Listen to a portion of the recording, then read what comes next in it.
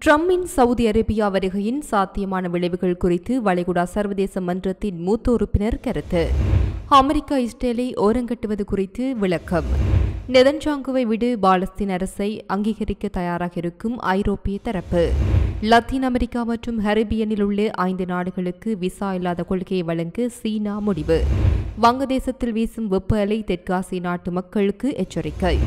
மத்திய ஆப்பிரிக்க நாடான கங்கோவில் கனமழை 100க்கும் மேற்பட்டோர் உயிரிழப்பு. இதற்கு முன்னர் நீங்கள் உங்களுடைய சேனலை தினமும் பார்வையிடும் பார்வையாளரா அல்லது புது பார்வையாளரா என்பதை கீழே இருக்கும் கமெண்ட்ஸ் பக்கத்தில் மறக்காம பதிவிடுங்க. அத்துடன் முதன்முறையாக எங்களுடைய சேனலை பார்வையிடுகிறீர்கள் என்றால் சப்ஸ்கிரைப் பண்ணி உங்கள் ஆதரவை வழங்குங்க. வாங்க காணொளிக்குள் போகலாம்.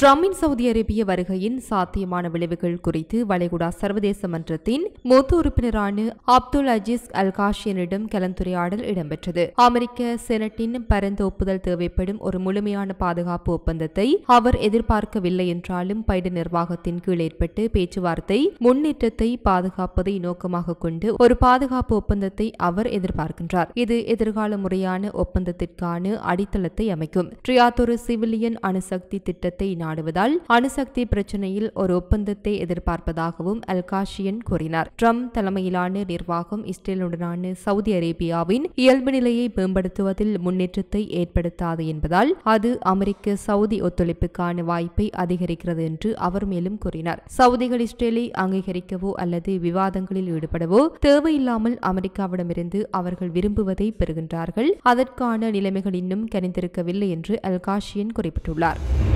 இஸ்ரேலில் தங்காமல் மத்திய கிழக்கு பயணத்தை ட்ரம்ப் தொடங்கியுள்ள நிலையில் அமெரிக்கா இஸ்ரேலை ஓரங்கட்டுவது குறித்து செய்தியாளர்கள் கேள்வி எழுப்புகையில் தூதர் டேனி டானன் இரு நாடுகளும் வலுவான நீண்டகால நட்பு நாடுகளாக இருந்தாலும் இரு நாடுகளின் நலன்களும் இணைந்து இல்லாத சமீபத்திய நிகழ்வுகள் உள்ளன என்று கூறினார். இஸ்ரேலுடன் கலந்தாலோசிக்காமல் ஏமன் மற்றும் ஈரானில் உள்ள ஹவுதி கிளர்ச்சியாளர்கள் உட்பட பல பிராந்திய வீரர்களுடன் அமெரிக்கா ஒப்பந்தத்தை முன்மொழிந்ததால் அல்லது மத்தியஸ்தம் செய்ததால் சமீபத்திய வாரங்களில் ட்ரம்பிற்கும் இஸ்ரேலிய தலைவர் பெஞ்சமின் நெதன்யாகுவிற்கும் இடையிலான வெளிப்படையான விரிசலுக்கு பதிலளிக்கும் விதமாக இந்த கருத்துக்கள் இருந்தன. நாங்கள் கூட்டாளிகள், ஆனால் நாங்கள் 2 சுதந்திர நாடுகள் என்று நியூயார்க்கில் உள்ள ஐநாவில் செய்தியாளர்களிடம் டானின் கூறியதாக அசோசியேட்டட் பிரஸ் செய்தி வெளியிட்டுள்ளது. அமெரிக்காவிற்கு நல்லது என்று அவர்கள் நினைப்பதை செய்வது அமெரிக்காவிற்கு சட்டப்பூர்வமானது என்றாலும் இஸ்ரேலை பாதுகாக்க தேவையான விடயங்களில் இஸ்ரேல் நடவடிக்கை எடுப்பதும் சட்டப்பூர்வமானது என்று அவர் குறிப்பிட்டுள்ளார்.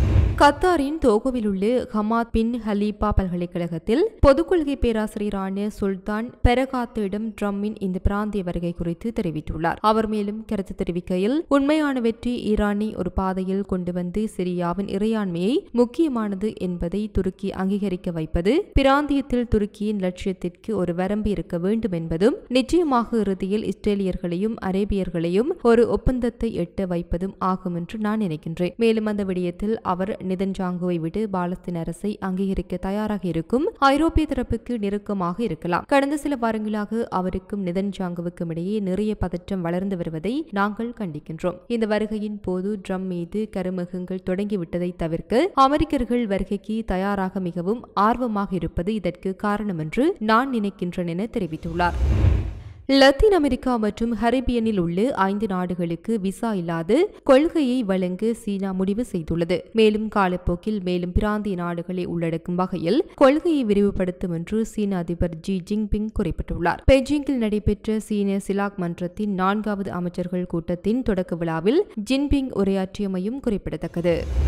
வங்கதேசத்தின் பெரும்பகுதிகளில் வெப்ப அலை வீசி வருவதால் தெற்காசிய நாடு மக்கள் எச்சரிக்கையாக இருக்கவும் பாதுகாப்பு நடவடிக்கைகளை எடுக்கவும் அவசரகால ஆலோசனையை வெளியிட்டுள்ளது. நேற்றைய தினம் ஒரு ஆலோசனையில் சுகாதார அமைச்சகத்தின் கீழ் உள்ள சுகாதார சேவைகள் இயக்குநரகம் வெப்பம் மற்றும் வெயிலில் வெளிப்படுவதை தவிர்க்குமாறு எச்சரித்தது. குறிப்பாக முதியவர்கள், மாற்றுத்திறனாளிகள், வெளிப்புற வேலை செய்பவர்கள், உடல் பருமன் உள்ளவர்கள் மற்றும் நாள்பட்ட நோய்களால் குறிப்பாக இதய நோய் மற்றும் உயர் இரத்த அழுத்தத்தால் பாதிக்கப்பட்டவர்கள், உட்புறத்தில் உள்ளுறையிலும் வெளிப்புறத்திலும் தேவையற்ற உடல் உழைப்பை தவிர்க்குமாறு அது அழைப்பு விடுத்தது. மக்கள் தங்கள் சிறுநீரின் நிறத்தை கண்காணிக்கவும் அடர் மஞ்சள் சிறுநீர் நீரிழப்பு மற்றும் திரவ உட்கொள்ளலை அதிகரிக்க வேண்டியதன் அவசியத்தை குறிக்கிறது என்பதை குறிப்பிட்டது. உடல் வெப்பநிலையை குறைப்பதற்கான ஒரு வழியாக முடிந்தால் ஒரு நாளைக்கு பல முறை குளிப்பதையும் இது பரிந்துரைத்தது.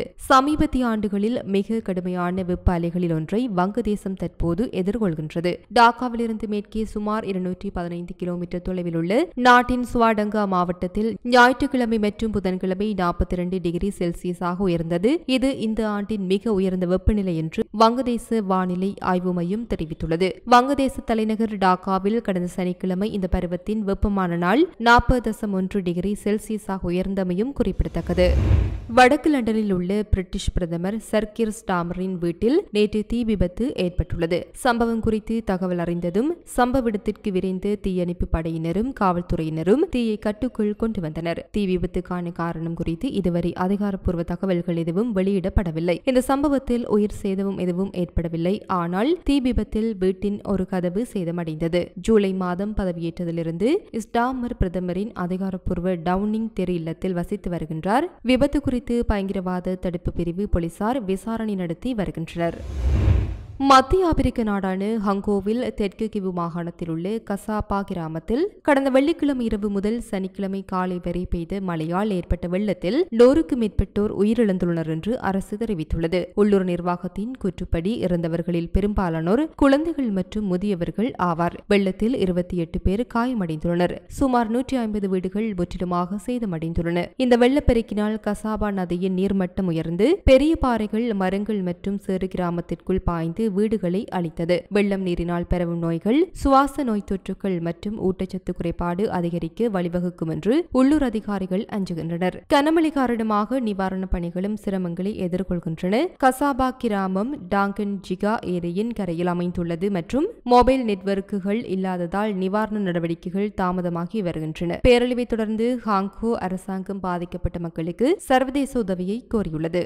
இது போன்ற பல செய்திகளை தெரிந்து கொள்ள நம்முடைய சமூக மீடியா யூடியூப் சேனலை சப்ஸ்கிரைப் செய்து அருகிலுள்ள பெல் பட்டனை கிளிக் செய்யுங்கள். மேலும் செய்திகளை உடனுக்குடன் தெரிந்து கொள்ள சமூகமீடியா.com என்ற இணையதளத்தின் வாயிலாக எங்களுடன் இணைந்திருங்கள்.